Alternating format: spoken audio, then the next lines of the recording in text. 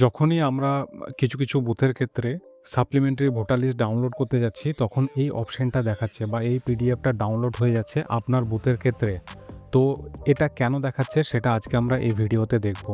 আপনারা জানেন যে supplementary list, delete list plus supplementary list 1 দুটোই বের করে দিয়েছে ইলেকশন কমিশন অফ ইন্ডিয়ার ওয়েবসাইটে। সেটা কিভাবে দেখবেন আমরা আগের ভিডিওতে দেখিয়েছি। তো আমরা যখন আপনার নিজের বুথের অ্যাডজুডিকেশন সাপ্লিমেন্টারি লিস্ট 1 বা অ্যাডজুডিকেশন ডিলিট লিস্ট 1 ডাউনলোড করছি, ডাউনলোড করার সাথে সাথে আপনার বুথের ক্ষেত্রে এই পিডিএফটা ডাউনলোড হয়ে যাচ্ছে, যেখানে কোনো রকম ভোটার লিস্টের কারোর নাম দেখাচ্ছে না, যারা আন্ডার অ্যাডজুডিকেশনে ছিলেন তাদের নাম দেখাচ্ছে না। এটা দেখাচ্ছে যেখানে দেখাচ্ছে লেখা থাকছে no adjudication pertaining to this part till 5 PM on 23rd March 2026।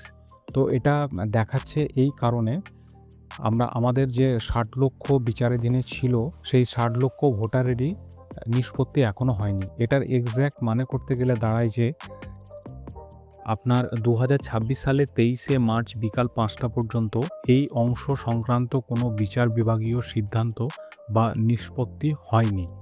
তো এক্ষেত্রে আপনাকে কি করতে হবে? আপনার যে আন্ডার অ্যাডজুডিকেশনে ছিল, যে সেটা এখনও পর্যন্ত নিষ্পত্তি হয়নি, বা অনেক সময় দেখবেন ডিলিট লিস্টটা ডাউনলোড করলে সেম দেখাচ্ছে। তো এক্ষেত্রে আপনাকে অপেক্ষা করতে হবে সেকেন্ড সাপ্লিমেন্টারি লিস্টের জন্য। এখানে যেটা দিয়েছে দেখুন, অ্যাডজুডিকেশন সাপ্লিমেন্টারি লিস্ট 1, এখানে এরকম লিস্ট 2 দিয়ে আসবে, যেটা পরের সপ্তাহে আসবে শুক্র শনিবার করে। তো তখন সেখানে আপনার যদি নিষ্পত্তি হয়ে থাকে, তাহলে আপনার নাম যদি অ্যাড হয় তাহলে অ্যাডজুডিকেশন সাপ্লিমেন্টারি লিস্ট 2তে থাকবে, অথবা যদি ডিলিট হয়ে যায় কোনো কারণে তাহলে আপনার ডিলিট লিস্টে আপনাকে শো করবে। তো চ্যানেলটা সাবস্ক্রাইব করে রাখতে পারেন, নেক্সট সাপ্লিমেন্টারি লিস্ট যখন বেরোবে তখন এই চ্যানেলেই জানিয়ে দেওয়া হবে। দেখা হবে পরের ভিডিওতে। ধন্যবাদ।